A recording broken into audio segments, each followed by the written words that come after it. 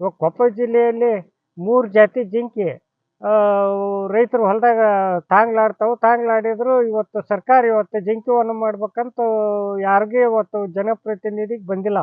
ಇವತ್ತು 3 ಜಾತಿ ಜಿಂಕೆಗಳು ಇಲ್ಲಿ ತಾಂಗ್ಲಾಡ್ತಾವು. ಜಿಂಕಾರ, ಕೃಷ್ಣ ಮೃಗ, ಲಾಂಗ್ ಚಾಪರು 3 ಜಿಂಕೆಗಳು ಇವತ್ತು ವಿಪರೀತ ರೈತರನ್ನ ಕಾಡತೈತಿ.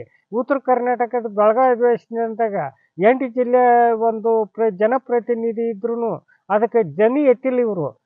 ಇಷ್ಟು 8 ಜಿಲ್ಲೆಯ ಜನಪ್ರತಿನಿಧಿಗಳು ಏನು ಮಾಡ್ತಾರೆ ಇವರು? ಒಬ್ಬರ ರೈತರ ಬಗ್ಗೆ, ಉತ್ತರ ಕರ್ನಾಟಕದ ಬಗ್ಗೆ ಒಬ್ಬರು ದನಿ ಎತ್ತಿಲ್ಲ. ಉತ್ತರ ಕರ್ನಾಟಕದ ಏನೋ ಒಂದು ಸಮಸ್ಯೆ ಬಗೆಹರಿಸಲಿಲ್ಲ. ಇವತ್ತು ಈಗಲಾದರೂ ಕಾಲ ಮುಂಚಿಲ್ಲ. 8 ಜಿಲ್ಲೆಗಳ ಜನಪ್ರತಿನಿಧಿಗಳು ಸೇರಿ ಬೆಂಗಳೂರು ಇದ್ರೊಳಗೆ ಒಂದು ಇದ್ರೊಳಗೆ ಚರ್ಚೆ ಮಾಡಿ, ಒಂದು ಸಭೆ ಮಾಡಿ ಜಿಂಕೆ ವನ ನಿರ್ಮಾಣ ಮಾಡೋಂಥ ವ್ಯವಸ್ಥೆ ಆಗಬೇಕು.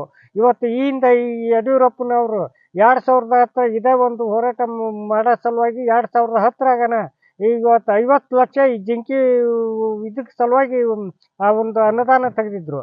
ಅದನ್ನು ತೆಗೆದ್ರೂ ಆ ಅನುದಾನ ಏನಾಯ್ತು ಅನ್ನೋದು ಇವತ್ತಿಗೆ ಗೊತ್ತಾಗಿಲ್ಲ. ಶೀಘ್ರದಲ್ಲಿ ಇವತ್ತು ಜಿಂಕೆ ವನನ ನಮ್ಮ ಒಟ್ಟು ಉತ್ತರ ಕರ್ನಾಟಕ ಯಾವುದು ಜಿಲ್ಲೆಯಲ್ಲಿ ಆಗಲಿ ಆ ಜಿಂಕೆ ವನ ಮಾಡ್ಬೇಕಂದು ರೈತ ಸಂಘದ ರಾಜ್ಯ ಉಪಾಧ್ಯಕ್ಷ ಚಂದಪ್ಪ ಕೋಳೂರು ನಮ್ಮ ಮಾಧ್ಯಮ ಮೂಲಕ ಮನವಿ ಮಾಡ್ಕೊಳ್ಳಿ. ಧನ್ಯವಾದ.